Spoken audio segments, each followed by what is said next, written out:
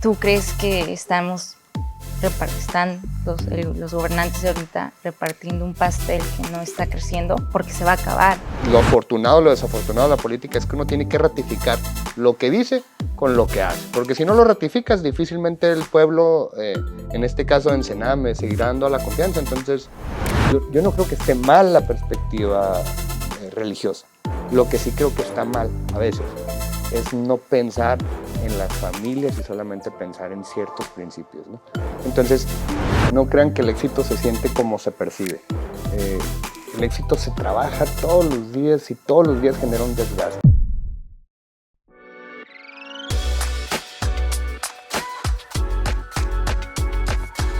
Perspectiva Podcast.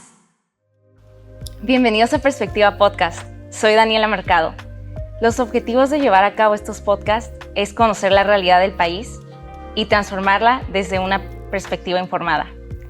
Para este episodio tenemos a una persona que es de mucha relevancia en el estado y para mí es un gusto tenerla aquí hoy. Antes de decir tu nombre, voy a leer su semblanza para honrar todo su currículum y todo lo que ha hecho. Fue dirigente juvenil de agrupaciones políticas juveniles en el 2018 al 2020.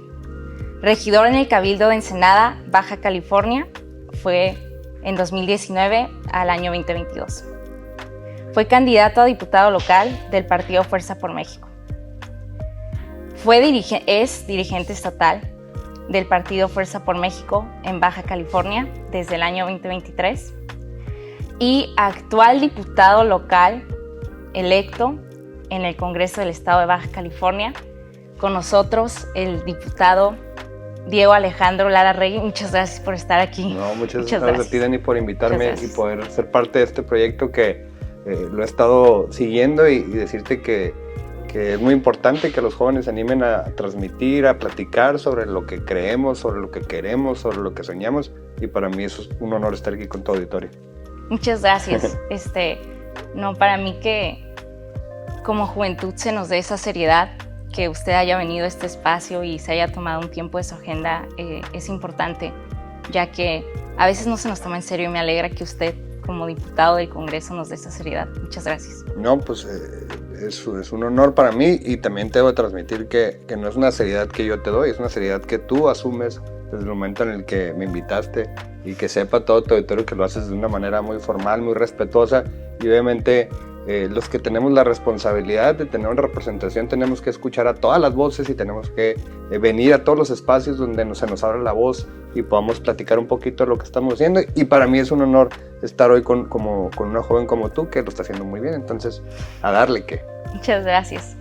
Como este episodio normalmente o es un análisis así 100% de qué está pasando en el país o más entrevista, pero me gustaría si usted está de acuerdo, que sea una entrevista y también análisis de lo que está pasando en el país. Claro, con todo gusto, tú marcas la pauta. Pues primero una pregunta para usted. ¿Cómo inició su carrera política? ¿O qué lo hizo querer llevar este camino? Pues te debo decir que la política es un espacio de participación que a veces es muy hostil, y no cualquiera aguanta todo el proceso de iniciar desde donde uno inicia en todos los aspectos, que es literalmente cargando banderas, echando porras, e ir consolidando el trabajo manual de la política para ir consolidando una voz y en el tiempo volverte un político consolidado. Yo inicio en la política porque cuando estaba en la carrera de Derecho en la UABC de Ensenada, pues yo veía la vida del abogado, que era mi sueño, ser un abogado, como lo habían hecho muchos de mis familiares. Y yo veía y viví la experiencia de trabajar en el despacho, pero cuando estaba ahí no me sentía completo, no me sentía seguro, no me sentía en ese espacio donde fuera diseñado para Diego, la persona. Entonces yo estaba muy incómodo. Un día me invitan a participar en una campaña y ya te cuenta que me abrieron los ojos. La experiencia de estar rodeado de gente, de poder hacer tantas cosas a la vez que ni siquiera estaba tan claro cuál era mi participación, simplemente se trataba de resolver, de consolidar, de luchar por un objetivo mayor que era una elección. Eso me cautivó el hecho de poder hacer equipo, de poder llegar y trabajar como si estuvieras trabajando como si fuera un partido de fútbol. A mí siempre me ha gustado el fútbol, entonces cuando sabes que el defensa está haciendo tu trabajo y el delantero está metiendo los goles y que todos estamos trabajando para el mismo objetivo, me daba mucho más sentido en mi vida algo colectivo que algo individual, lo que es una perspectiva de una abogado. Entonces cuando inicio la política, inicio desde ese lugar, un lugar donde me hizo sentir seguro, donde desempeñábamos tantas actividades que perdíamos luego la perspectiva de cuál era el rol que nos habían asignado, pero eso las personas que tienen un sentido de colectividad pues nos beneficia, ¿no? Entonces inicio así en la política y obviamente cada paso que he ido dando tiene su grado de dificultad. Repito, la política a veces es hostil, a veces tienes que luchar contra tus emociones, tienes que luchar a veces contra la crítica de la gente y tienes que luchar para consolidar lo que es tu voz, porque si no crees en ti, difícilmente podrá haber alguien detrás de esta cámara que pueda creer en mí, porque al final del día lo afortunado o lo desafortunado de la política es que uno tiene que ratificar lo que dice con lo que hace, porque si no lo ratificas, difícilmente el pueblo, en este caso de Ensenada, me seguirá dando la confianza. Entonces pues estoy contento de estar en un trabajo donde lo que digo hoy quedará grabado para la historia y estoy convencido de lo que hoy creo representa en gran mayoría en lo que soy como persona, en lo que me enseñaron en mi casa, en los principios que me dieron mis padres y mis abuelos. Entonces, poner a prueba y someterlo a consideración de los baja californianos para mí es un honor y lo voy a hacer con mucha dignidad hasta que decidamos dejar de participar, porque también hay que decirlo, la política representa un estilo de vida complejo, una dinámica constante que si te detienes 5 minutos ya te pasó, te pasó el tren. Entonces, pues sí ha sido complejo y tengo 34 años, estoy enamorado de la política, te lo puedo decir, estoy enamorado de lo que representa ser político, del contacto con la gente y de poder saber que participo en una dinámica donde todos los días nos sometemos a la consideración de la gente. Entonces, pues contento con eso. Se me olvidó mencionar uno de los diputados más jóvenes. No es el más joven es Jaime Cantón, pero sin duda él representa la juventud en el Congreso, y muy interesante todos los puntos que tocó. Me gustó que incluyó los valores, siento que eso es importante para cualquier perfil público, pero no solo el perfil público, ¿no? O sea, en general en la vida tener valores es importante y veo muy bien que estuvo dentro de su respuesta. Gracias. Al final del día la política es una caja de cristal. Tarde que temprano te va a salir el cobre o tarde que temprano vas a ratificar lo que eres y tus valores, tus principios. Yo muchas veces en la política he tenido que recurrir al espíritu que me han dejado mis familiares, mis amigos, mis entornos, para poder encontrar las herramientas que uno encuentra ahí para salir adelante e imponerte ante la situación difícil en la que estás. Entonces creo que esta caja de cristal nos permite a todos demostrar y luchar con mucha dignidad por lo que creemos, soñamos y queremos, ¿no? Ok, me gustaría tener como un diálogo sobre el reporte del INEGI sobre la reducción de la pobreza multidimensional que hubo. Claro. Pero antes voy a dar unos términos porque está muy técnico y como la mayoría de la audiencia es juvenil, yo cuando vi no entendí qué es pobreza multidimensional, como son tantos tecnicismos, de manera muy resumida voy a dar unos 2 términos para que se entienda. Me sirve que yo también lo repaso.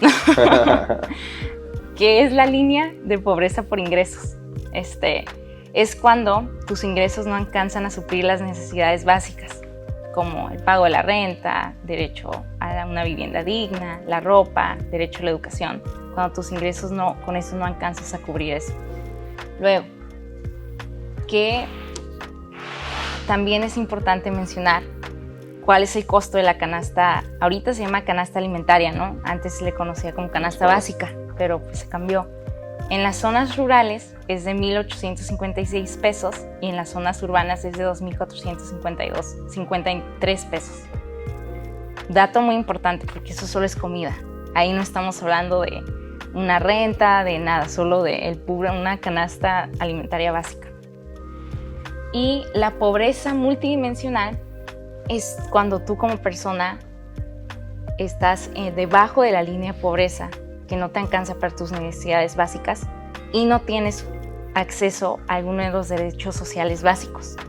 Los derechos sociales básicos son una vivienda digna, derecho al agua, derecho a la educación.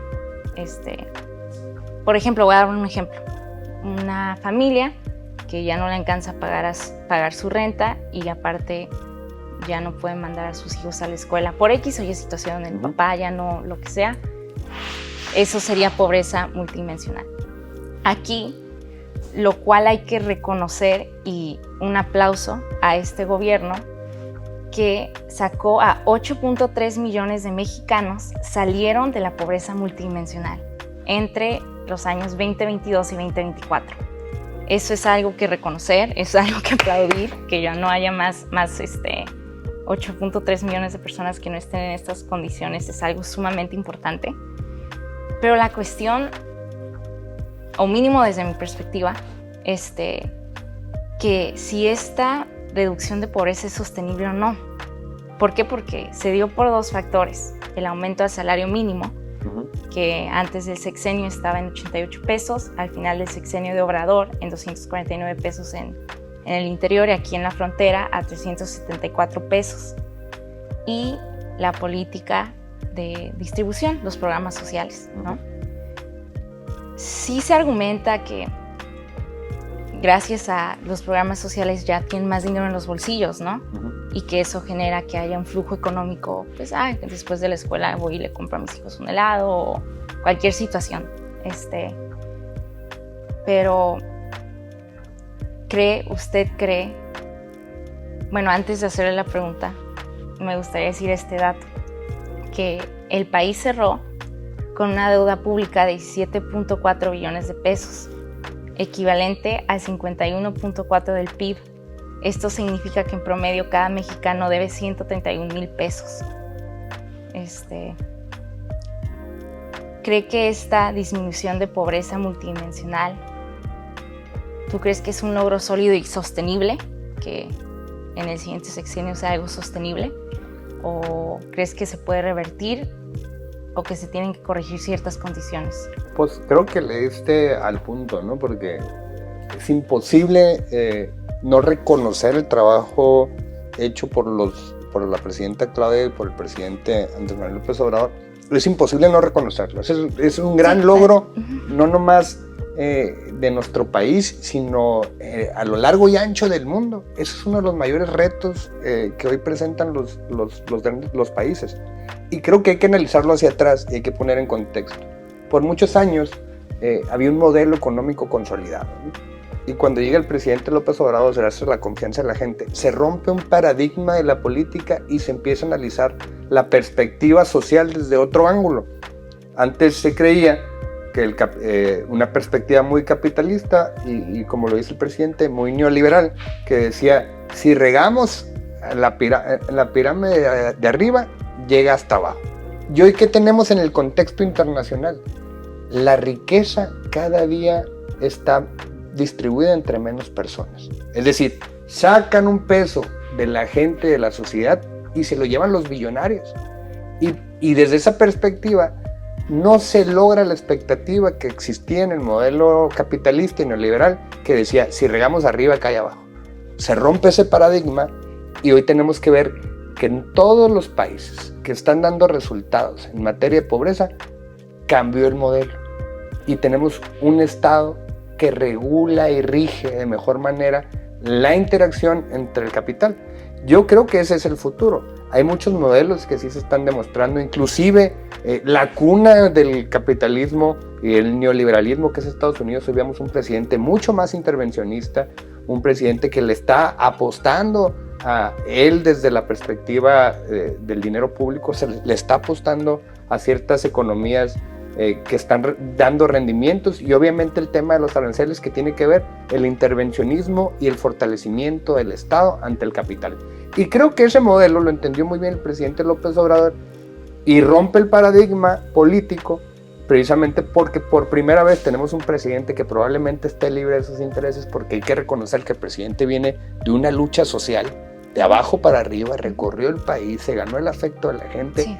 Y cuando ya lo veían inevitable, pues se acercan los grandes intereses, pero él ya tenía muy consolidada su visión social y creo que esa sensibilidad de poder caminar el país a lo largo y ancho y recapitular todas esas injusticias que se viven y que se viven en cada rincón, Sí. le dio toda la perspectiva para entender cómo se combatía la pobreza. Y creo que eso lo ha convertido no nomás en un referente nacional, sino en un referente internacional, de que cuando el Estado participa y regula de mejor manera, sí se pueden alcanzar resultados. ¿Qué hace? Obviamente, pues rompe el mito del salario mínimo. Por muchos años nos habían dicho que si aumentábamos el salario mínimo iba a generar inflación y iba a generar una recesión económica, y esa recesión económica iba a perjudicar más a los que menos tienen que a los que más tienen. ¿Qué nos dimos cuenta? Que eso no era verdad, que era una mentira que nos habían consolidado en nuestras mentes los grandes intereses para decir no cambiemos las cosas, porque así como estamos, sí, estamos mejor, ¿no? Y yo creo que ese paradigma nos pone en contexto a ti y a mí, que vamos iniciando en la política o que ya tenemos una visión nueva de la política, que cuántas cosas no serán así, cuántas cosas son historias que nos han contado, que si nos comprometemos con la causa podremos romper muchos mitos de cómo se vive mejor. Y yo creo que ese es el gran referente histórico, por lo menos para nuestra generación, de entender con mucha claridad que en la política no todo está escrito, que la sociedad cuando habla hay que escucharla, y que cuando luchas por lo que crees, quieres y sueñas, si tienes la capacidad y el talento político lo puedes lograr. Más allá de cualquier interés y más allá de los grandes intereses. Y yo creo que esa es la enseñanza que nos dejan. ¿Por qué? Porque efectivamente, como lo mencionas, hacia adelante, pues el reto es mayor, ¿no? Sí. Porque se rompe esta gran presa de intereses. Vemos que llega hacia más lados la economía, ¿no? Cuando aumentas el salario mínimo, generas que se abre esta presa de intereses que tenía bloqueado el aumento del salario mínimo, y vemos cómo se riega ahora sí esta economía y cómo genera un beneficio mayor para todos nosotros. Y es ahí donde yo sí creo que existe un nuevo paradigma, en el sentido de que difícilmente podremos ver una acción que genere tantos resultados. Súper de acuerdo con lo del salario mínimo. De acuerdo, también las condiciones, qué calidad de vida vas a tener con 88 pesos, ¿no? Claro. En ese sentido, de acuerdo. Pero mi cuestión, mi punto de vista es, para que un país, yo no sé mucho, no soy economista, nada, sigo estudiando. Yo sé que mi opinión de la vida es así, la suya es más amplia, ¿no? Bueno, quién sabe. Pero económicamente, en términos económicos, siento yo que están repartiendo un pastel, ¿no? A través de la política redistributiva, de los programas sociales, que no está creciendo. Yo estudio en la Universidad Iberoamericana aquí en Tijuana y hice un proyecto en mi materia de problemas sociales económicos de México, jurídicos. Hice un análisis de las cuatro obras más grandes que hizo Obrador. Sí fueron productivas o no. La refinería de Dos Bocas, el Tren Maya, y 3 de ellas salieron en cuestión de analistas económicos desfavorables, que se les invirtió más de lo que ahorita están dejando, ¿no? No me voy a meter en esos detalles, pero ¿tú crees que están los gobernantes de ahorita repartiendo un pastel que no está creciendo? Porque se va a acabar si lo siguen repartiendo. ¿O tú qué opinas? Fíjate que precisamente me regreso un poquito para decir, creo que la política de salario mínimo generó un gran impacto. Sí. Y la política social, si bien es cierto, es un acto de justicia. Y no hay que perderlo de vista, porque también los actos de justicia son importantes, sobre todo en la política. Es un acto de justicia por el abandono de los gobiernos del pasado en la distribución del recurso público. Sí creo que hay que reanalizar el mecanismo de la distribución de recursos, porque sí es importante, y por lo menos en una opinión muy personal, sí creo que nos tenemos que poner de acuerdo que los apoyos que da el gobierno federal no se repliquen en lo estatal, y que los apoyos que da el gobierno estatal no se repliquen en lo local, porque lo que tendríamos que lograr es que abarque a más personas. y no que simplemente se estén empalmando apoyos sociales, que luego no tengas la capacidad de medir la efectividad o no de esos apoyos sociales. Hay que recordar que esta visión y esta perspectiva social del presidente Andrés Manuel nace de un apoyo que se le empieza a dar a los adultos mayores. Sí. Y cuando genera este sentido de justicia, el presidente entendió muy bien que este acto de justicia había que llevarlo a todo el país. Entonces, recapitulo, si bien es cierto los apoyos sociales son un acto de justicia, sí hay que buscar la mejor manera de generar condiciones de desarrollo para todos nosotros. Y hay que ver cuál es el impacto de que se da en cada apoyo. Y también, a todas luces, hoy se está revisando el efecto o no efecto de las construcciones, de las grandes construcciones del presidente Andrés Manuel López Obrador. Yo creo que es temprano para tomar conclusiones. Está el Tren Maya, que es un tren que va iniciando, que va consolidándose, que ha tenido adversarios políticos, ¿no? Y que también las prisas y los tiempos a veces ha llevado a que las cosas no embonen. Pero es un proyecto que sin duda de desarrollarse como se tiene pensado y planeado va a detonar la economía del sur del país. Yo espero que sea un proyecto exitoso, le tengo toda la fe y estamos en la medida de la posibilidad generando condiciones políticas, por lo menos en el debate en el Congreso, ¿no? Porque pues obviamente es cuestionable el resultado o no de una cosa y tenemos que hacer el debate y tenemos que dar nuestros puntos de vista. Hoy dejo claro mi punto de vista, pero no dejo de observar que sí es cuestionable, ¿no? Okay. El tema de Dos Bocas, pues es un tema que hoy no ha arrancado, ¿no? Es un tema que está en el ojo del huracán, inclusive con el tema de los acontecimientos sobre la lucha que está emprendiendo la presidenta Claudia Sheinbaum en contra del huachicol fiscal, un boquete financiero que de no existir pudiera generar mejores condiciones de desarrollo y obviamente pues contentos de ver que si bien es cierto hay muchas cosas por hacer, que las cosas no están completamente terminadas, contentos de ver que vamos por el camino correcto, ¿no? Donde la justicia social y la erradicación y eliminación de la pobreza, por lo menos esos dos objetivos, creo que vamos por un buen camino. Ya hacia más adelante, pues habrá que seguir analizando el contexto. Creo que no es una agenda que está terminada, creo que es una agenda que cambia todos los días y obviamente con todas las reformas constitucionales que nos ha tocado aprobar, recordar que en el Congreso del Estado acabamos de aprobar la reforma constitucional para que el aumento del salario mínimo vaya por encima de la inflación, lo cual es un logro histórico porque garantiza para el futuro de las generaciones que está garantizado el desarrollo económico, personal, familiar y que ya está llevado a un rango constitucional que nos permite decir con toda la claridad que seguimos cumpliendo en la misma ruta que estableció el presidente López Obrador.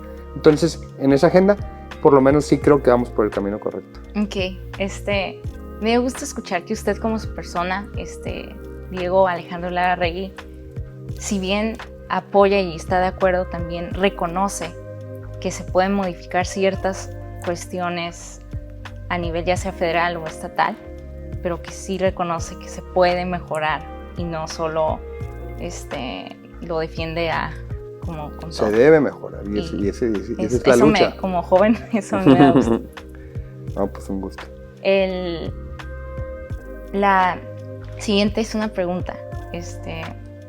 Yo, para que tú sepas, yo soy cristiana y tal vez por eso voy a preguntar esto, ¿no? Pero yo sé que tú formas parte de la Comisión de Diversidad, que representa un sector muy importante aquí en el estado de Baja California. Pero en Baja California también existe una comunidad religiosa muy amplia, como es los cristianos, los mormones, y me incluyo yo dentro de la comunidad cristiana. ¿Usted qué opina? ¿Tú qué opinas sobre que actualmente no exista una comisión específica de asuntos religiosos en el Congreso del Estado? ¿Crees que o consideras viable o necesario impulsarla, ya sea mínimo a nivel municipal con un regidor o incluso a nivel una comisión? Pues fíjate que es una pregunta muy interesante porque sé que en algunos ayuntamientos, por lo menos en Ensenada, hay una dirección de asuntos religiosos. Uh-huh. Y si bien es cierto, nunca me había pasado por la cabeza el tema de crear una comisión, pues creo que si es una necesidad, hay que hacerse, ¿no? Lo que hay que analizar es si es una necesidad, porque si bien es cierto, yo estoy en el entendido que varios diputados que están en el Congreso, pues profesan distintas religiones, entre ellas la cristiana, y me parece que siempre su representación viene equiparada de ciertos valores y principios que a la hora de su ejecución ponen por delante esos principios y que de alguna manera sí están escuchadas esas voces. Precisamente sí surge la Comisión de Diversidad, porque precisamente un diputado de la diversidad que entró como cuota de la diversidad impulsó esa agenda, ¿no? Lo que te quiero llevar es, creo que muchos de los temas que se discuten en el Congreso se discuten desde distintas perspectivas, entre ellas una perspectiva de principios y valores, y que creo que desde esa perspectiva los temas que se discuten y que se debaten, pues muchas veces sí tienen este espíritu, ¿no? Yo no creo que exista la necesidad de sobreregular ciertas cosas, porque luego lo que generamos es encono o polarización. Hay que entender que la representación que tenemos en el Congreso... No entendí eso de encono, polarización, ¿cómo? Porque a veces cuando creamos las propias comisiones, ¿no? En este caso crear una comisión, pareciera que es en un tono de prohibición, ¿no? O un tono donde se van a discutir desde ciertas perspectivas de sesgo religioso, cuando yo lo traería más a la cancha de los principios y valores, ¿no? Okay. Entonces, si lo llevamos al planteamiento de una creación de una comisión de asuntos religiosos, me parece que pudiéramos a lo mejor estar generando un encono, porque pues, hay que reconocer que son muchas las religiones, que son muchas las creencias, y que al final del día las leyes tienen que ser de principios, de valores y de cuestiones morales que rijan el colectivo. Entonces, a lo que quiero llegar es, hay que reconocer todas las expresiones, hay que escuchar a todas las voces, hay que entender y debatir los temas desde todas las perspectivas posibles, y una perspectiva que siempre hay que tomar en cuenta son las personas que tienen un sesgo o una visión muy clara de las cosas, ¿no? Te pongo un ejemplo que se ha debatido y que fue un tema que creo que generó un debate, el tema del divorcio. Hoy cae sobre la mujer el sustentar la prueba del divorcio, ¿no? Y hace los divorcios mucho más complicados cuando estamos viendo una tendencia donde las mujeres dentro del matrimonio pues a veces tienen que pagar muchos abogados, tienen que recurrir a una lucha jurídica para poder simplemente separarse de la persona con la que ya no quieren estar, ¿no? Y generó un debate donde algunas personas del gremio dentro de no recuerdo qué religión fue, pero estaban en contra porque fomentaba precisamente principios distintos a los que creía la religión. Yo no creo que esté mal la perspectiva religiosa. Lo que sí creo que está mal a veces es no pensar en las familias y solamente pensar en ciertos principios, ¿no? Okay. Entonces hay que irnos a la realidad. Ser diputado es difícil porque tienes que entender la complejidad y la realidad de las personas del día a día, y a veces tienes que tomar decisiones difíciles, y esas decisiones difíciles pues las vamos a someter al escrutinio de la gente al final del día. Y yo sí creo que lo que tenemos que generar es una carretera donde transiten todos los temas, en vez de ponerle muchas casetas para rendir cuentas en cada una de las casetas. Que cada quien asuma su decisión, y si va a ser cuestionado por la mayoría, que la asuma y la asuma con responsabilidad. Al contrario, si uno toma una buena decisión y que va enfocado en las mayorías y en los principios que rigen a nuestro país, a nuestras familias, a la idiosincrasia de las sociedades, pues que se nos reconozca. Al final del día, yo sí creo que temas tan diversos y tan complejos, a veces lo mejor es no regularlos tanto y dejarlos para que cada quien, a su consideración, a cómo fue educado, sí, a sus principios, pues tome sus decisiones. Okay. Entiendo el porqué del planteamiento que haces, pero sí creo que es mejor cuando la ciudadanía exige y no se politiza, ¿no? Que se politiza para exigir, no que se politiza para organizar planteamientos que a veces lo único que generan es un encono. Y no quiero decir que esto genere un encono. Podrá generar un encono. Precisamente uno de los temas que hemos estado viendo en la Comisión de Diversidad es que pues es difícil ponerse de acuerdo, ¿no? Y a veces se requiere mucho liderazgo para poder, inclusive entre la misma comunidad, llegar a planteamientos comunes, ¿no? Sí, de acuerdo. Y el diputado a veces tiene que asumir su responsabilidad y ir más allá de lo que se discute en la mesa para poder consolidar la agenda que él considera que es la correcta, ¿no? Entonces, esa es la parte de la representación, de que no es sencilla, de que requiere tomar decisiones, pues sí requiere tomar decisiones, y al final del día, todo está en la caja de cristal que te comentaba al inicio, para que los ciudadanos vean o no el buen o mal trabajo que estamos realizando. Entonces, pues para cerrar la idea, sí creo que es importante escuchar a todos, creo que es importante hacerlo desde la lógica de nuestros principios y nuestros valores, pero también creo que es importante que cada quien se someta a sus principios, a sus valores en un ámbito muy personal y no llevarlo a la creación y a la sobreregulación de cosas que luego no vamos a poder terminar de entender. Sí, ya para concluir, a mí me gustaría decir que bueno que en Ensenada, y yo no sabía, la Comisión de Asuntos Religiosos aquí en Tijuana, le hicieron subdirección, le quitaron esa formalidad de dirección. Claro. Y lo que dijo del matrimonio, antes legalmente, jurídicamente era la unión de dos personas para la creación de una familia. Y ahorita ya no. Y todas esas cuestiones eran porque antes se respetaba un poco más los principios y valores. Claro. Va en ese tenor fue mi pregunta. Sí. Que veo que ahorita están quitando cosas de principios y valores que ya estaban. Y pues no sé, solo espero que luego ya no se quite todo, pero solo en eso fue. Sí, y esa es la dificultad de legislar, y te lo digo con mucha humildad, pues uno sí llega a veces a las decisiones y dices, puta, que pesa más, ¿no? Y yo sí creo que vivir en una democracia y que vivir bajo el escrutinio de los ciudadanos te da mayor fortaleza. Por eso cuando yo platiqué con jueces electos y les decía, les va a cambiar la perspectiva de que las decisiones ya no son tan fáciles, porque a veces tomas decisiones desde únicamente lo legal, y tú estás viendo que está cometiendo una injusticia, pero tú no le rindes cuentas a la gente, ¿no? Ahora, cometer una injusticia y rendirle cuentas a la gente es distinto. Por eso sí creo que es un tema que se debe analizar con mucha profundidad.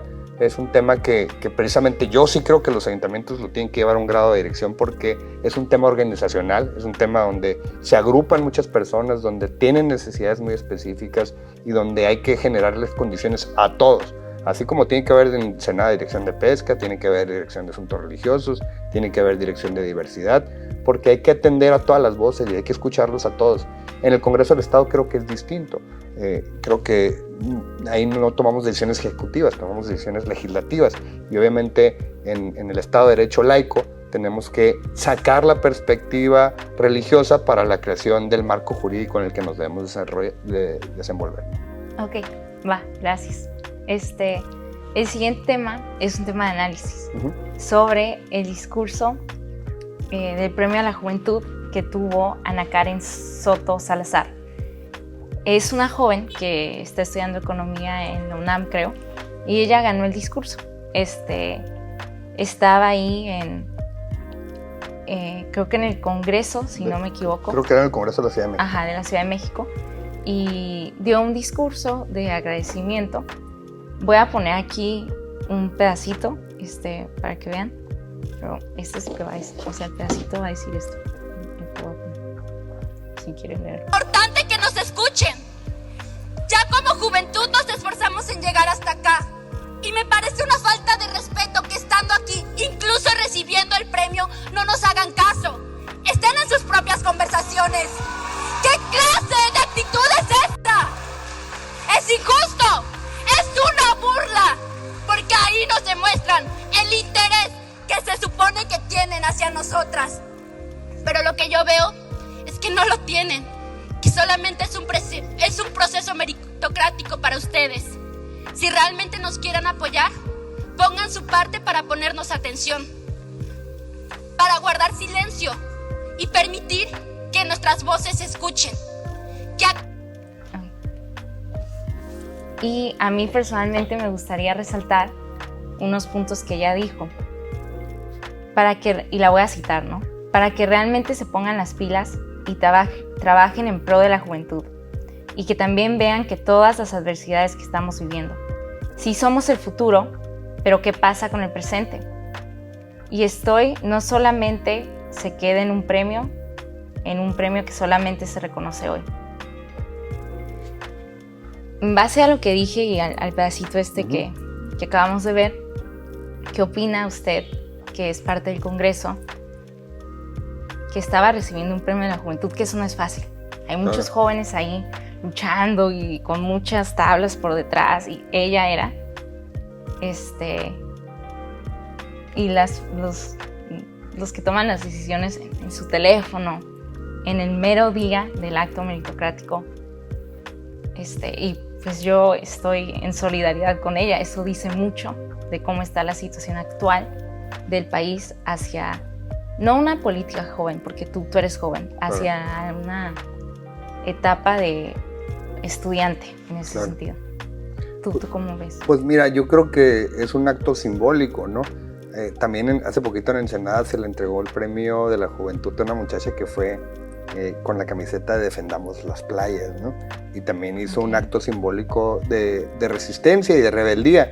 Y yo creo que se vale, y al final del día se reconoce también, porque independientemente de en qué creamos cada quien, uno siempre debe respetar a las personas que tienen el carácter y el temperamento para ponérsela enfrente al poder y demostrar que tienes una visión del México que quieres, ¿no? No quiere decir que sea sencillo acreditar ese México que quieres, pero yo creo que todos estamos en nuestro derecho de pedirlo, ¿no? Y todos estamos en nuestro derecho de escuchar a la gente que alza la voz para poder generar mejores condiciones de desarrollo para todos. Al final del día, pues lo único que me queda es reconocer a la joven que tiene el temperamento. Yo también fui un joven que en algún momento resistí, ¿no? Y resistí cuando otros querían tomar las decisiones por uno.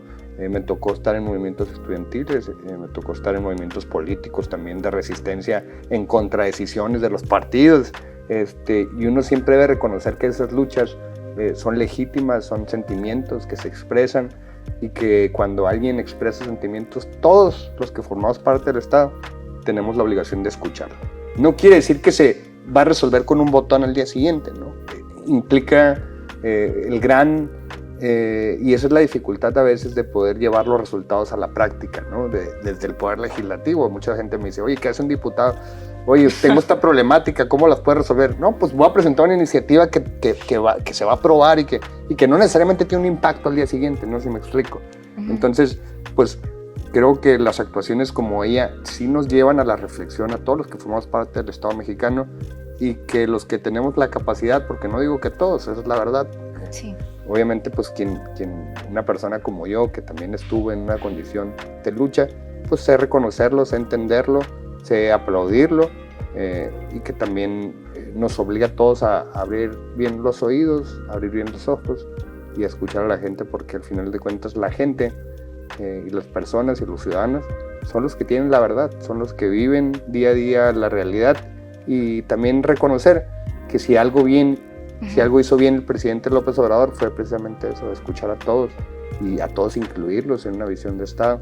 Y creo que eso hoy nos lleva a una situación del país, y hay que reconocer que tuvo sus beneficios, claro, pero el trabajo no está terminado.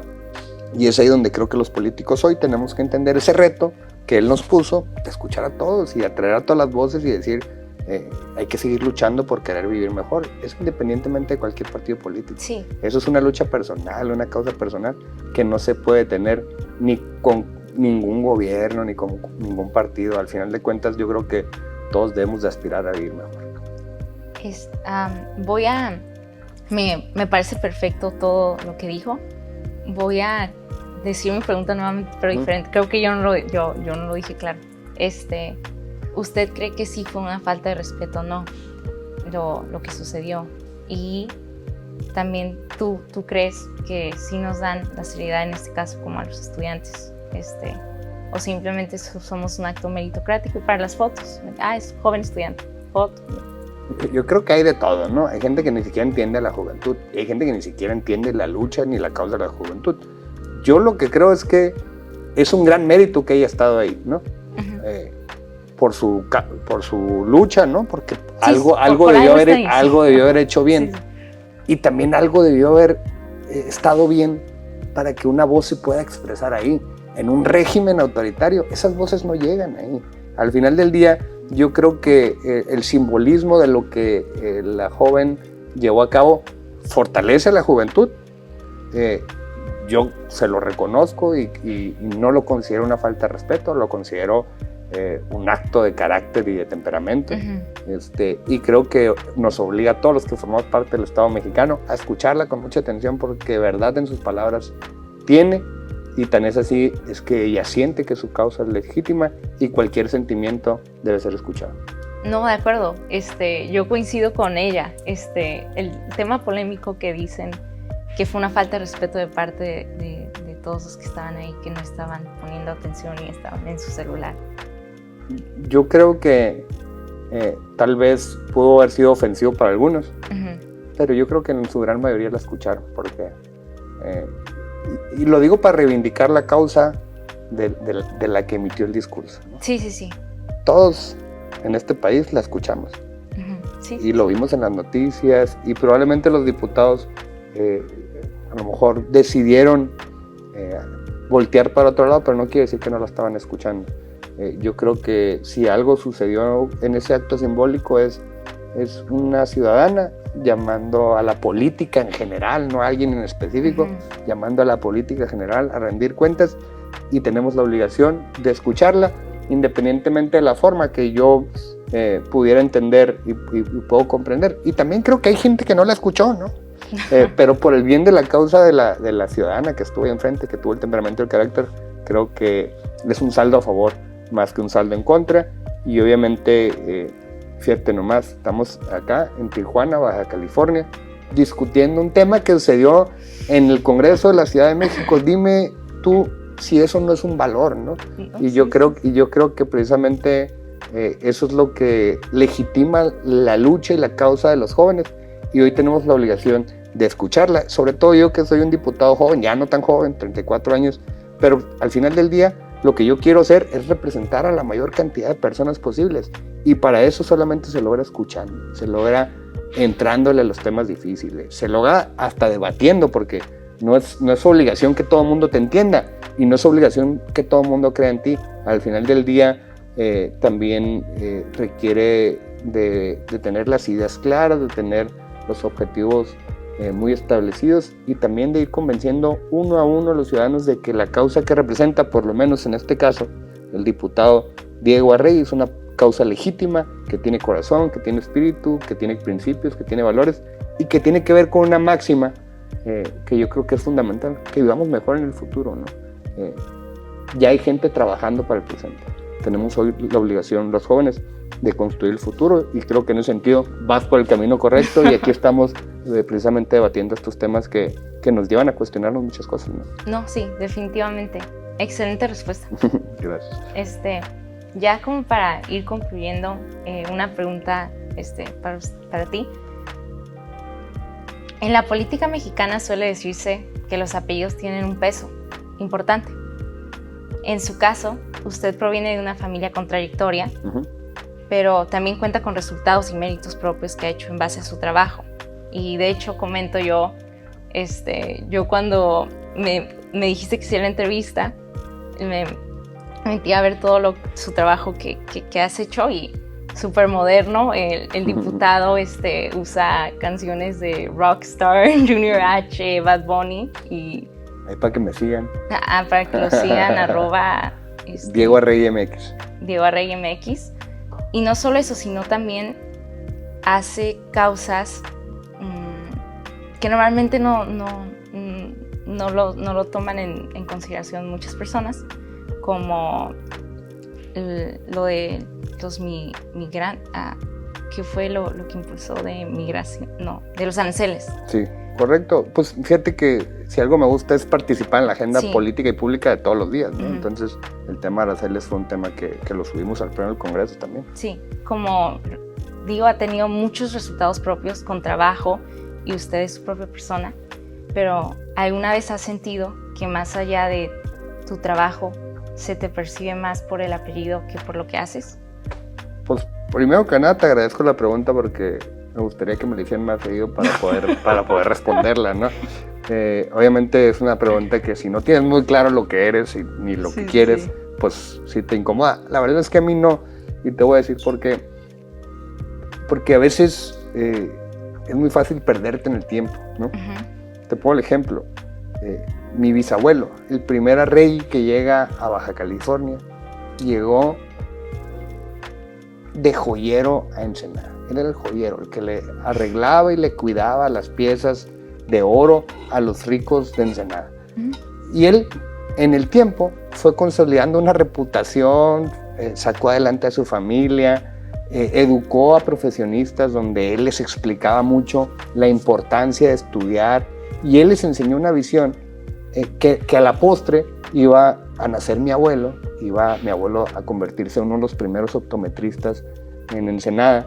Obviamente eso en cierto tiempo era de mucha reputación. Se fue al Politécnico Nacional a estudiar la carrera de optometría, llega a Ensenada, causa valor social él al participar en muchas actividades sociales, y después decide participar en política. Obviamente eso le generó una reputación que yo te lo platico. Cuando yo iba a la primaria, mi segundo apellido es Arrey, mi primero es Lara, pero todo el mundo veía el apellido Arrey y me preguntaba, ¿tú eres nieto de don Miguel Arrey? Y yo decía, sí, soy nieto de Miguel Arrey. Entonces me decían Arrey, Arrey, Arrey, y ahí aprendí el valor del respeto. Mi abuelo ni fue diputado, ni fue regidor, ni tuvo ningún cargo de político trascendental, ni ningún cargo de gobierno trascendental. Imagínate cómo yo no me voy a sentir orgulloso de mi apellido, si a pesar de no haber conseguido ni poder, ni recursos públicos, ni ningún tipo de beneficio a través de la política, no me voy a sentir orgulloso de que me respeten por mi apellido. Claro que me siento orgulloso, claro que también es difícil porque yo hoy ya fui regidor, ya fui diputado, y yo siento que mi abuelo me puso la vara bien alta y que ahí estoy todavía luchando por alcanzar la expectativa del hombre de respeto que fue mi abuelo. Si yo participo en política es porque yo quiero tener el respeto que él tenía por la sociedad, y creo que me queda mucho trabajo que hacer para tenerlo. Obviamente ahí se cruza también el nombre de mi tío Alejandro Rey, que es secretario del Trabajo, que ha sido diputado también, y que ya nos ven como una familia política. Somos tres generaciones de participantes en política, y creo que si algo hemos hecho bien es seguir resistiendo, porque si bien es cierto, hemos tenido posiciones de relevancia, pues la gran mayoría del tiempo estamos luchando por acreditar que lo que nos enseñó mi abuelo, en su caso su padre, es una visión de una Ensenada con más justicia, una lucha por acreditar que los valores y los principios deben de regir nuestras conductas, y también de luchar que cuando hay malos gobiernos, pues también tenemos que decirlo y tenemos que reconocerlo, y también cuando hay una lucha causa y justa tenemos que respaldarla. Y es por eso que nosotros tenemos bien clara nuestra posición en la historia, y lo digo con mucha claridad porque tampoco quiero que quede ambiguo. Nosotros creemos y somos parte del proyecto de la gobernadora Marina del Pilar. En todos lados que voy lo digo, y lo digo con contundencia porque creo que es la mejor gobernadora que ha tenido Baja California, la primera gobernadora mujer, y creo que la perspectiva se puede acreditar en los resultados, pero también en el discurso. Y uno puede ver los puentes, y uno puede ver toda la infraestructura que se ha creado. El trabajo no está terminado, es una agenda pendiente. Por supuesto que tenemos retos, por supuesto que entendemos la responsabilidad de enfrentarlos, por supuesto que la tensión a veces nos llega, pero creo que lo mejor que podemos hacer los políticos es decir con toda claridad dónde nos encontramos en la historia. Los ambiguos y los tibios creo que no sirven para la política, sirven para la foto. Nosotros aspiramos a poder seguir participando desde la perspectiva que nos enseñó mi abuelo, y también con toda la dignidad de poder llevar su apellido a lo más alto y con mucha dignidad realizar nuestro trabajo. Sí, hice esa pregunta porque yo sé que no muchas personas hacen esas preguntas, ¿no? Estoy consciente, y a mí me queda claro, solo por ver su trayectoria de trabajo, ¿no? Que usted es su propia persona, pero yo sé que tal vez a veces los medios son raros y pues... Los medios son medios, no tienen la obligación de entender el espíritu del por qué uno hace las cosas. Y también creo que es importante también decirte, no ha sido sencillo, sí implica un trabajo personal y un trabajo que por muchos años probablemente sí fue una tarea difícil. Y a lo mejor aprovecho el espacio para decirle a la audiencia que una de las tareas que más resultados me ha dado a mí es encontrar quién es Diego y ser respetuoso con Diego y con su personalidad y con su autonomía y también con lo que siento, con lo que percibo, y que a veces no es lo mismo que lo que pensaba mi tío o lo que pensaba mi abuelo, que yo tengo cierta autonomía, que soy responsable con Diego, soy respetuoso con la historia y obviamente que reconozco el espíritu de lucha que nos enseñó nuestro abuelo, que sigue legítimo hoy, hasta el día de hoy, y espero que por muchos años más. Muy bien, muy clara y muy concisa su respuesta. No, pues un honor. Ya para concluir, le gustaría a usted, ¿qué le diría a un joven de Baja California que aspira a estar en el espacio donde usted está? ¿Qué tips o qué sería su...? Pues primero les diría como consejo de vida es, no crean que el éxito se siente como se percibe. El éxito se trabaja todos los días y todos los días genera un desgaste. Y dicen que por ahí dicen que que cuando uno va rápido hasta el viento hace resistencia. Si sueñas con algo, si lo ves, trabaja todos los días para lograrlo porque te aseguro que es real. Si uno tiene la capacidad de imaginar las cosas, quiere decir que se pueden cumplir. Y ahí sí yo creo que algo a mí que me ha dado muchos resultados es no pensar tanto en el resultado, sino trabajar todos los días en el proceso y aprender que las cosas que te incomodan y que te hacen sentir mal, pues aprender por qué te hacen sentir mal, por qué te incomodan, y cuando aprendes a lidiar con ellas, el camino se vuelve mucho más sencillo. Y hasta el día de hoy que soy diputado, les puedo decir que nunca he alcanzado la sensación que algún día pensé que iba a tener. Que me siento como el día 1 que yo empecé a luchar por ser político, y que mientras yo siga teniendo esta sensación de lucha, quiere decir que voy por el camino correcto. Entonces, si sienten que el momento es adverso, si sienten que la vida va a mejorar, si sienten que aspiran a poder tener un futuro mejor, quiere decir que van bien. Entonces, yo sería ese consejo, aprender a luchar con la presión, con la dificultad, porque al final del día... pues como lo dije, ¿no? Hasta el viento hace resistencia cuando uno va rápido. Muchas gracias por la respuesta. Espero sea útil. No, sí. Eso fue todo en este episodio de Perspectiva Podcast. Muchas gracias por ver. Suscríbanse, denle like y pongan la campanita. Diego Arregui MX, recuerden. Y síganlo en todas las redes, Instagram, TikTok. TikTok también, Diego Arregui MX. TikTok, Facebook, un diputado que le importan las juventudes y tan así que está hoy, ¿no? Presente. Y muchas gracias.